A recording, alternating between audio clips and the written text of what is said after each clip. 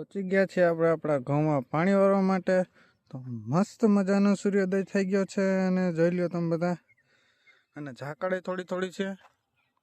આપણે મોટર પહેલાં જ ચાલુ કરી દીધી છે. કદાચ નાકું તો પોગી ગયું હોય છે. જો સવારના પોરમાં જે ધુમાડા નીકળે છે ને ત્યાં નાકું પહોંચ્યું, એટલે આપણે નાકું જોવાનું જવું રહેવા ના પડે.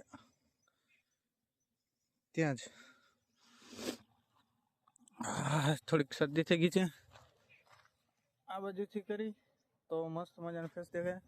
આ બાજુથી કરી સામે સૂરજ દેખાય છે એટલે પછી નહીં દેખાય ફેસ, બ્લેક થઈ જશે. આ આપણા પાડોશીના ઘઉં છે, બાજુમાં તુવેર છે.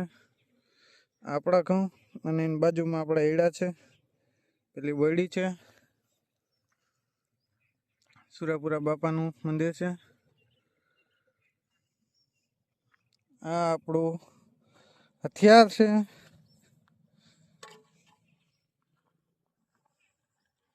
આમનો જ આપને સપોર્ટ કરતા રહ્યો થોડોક.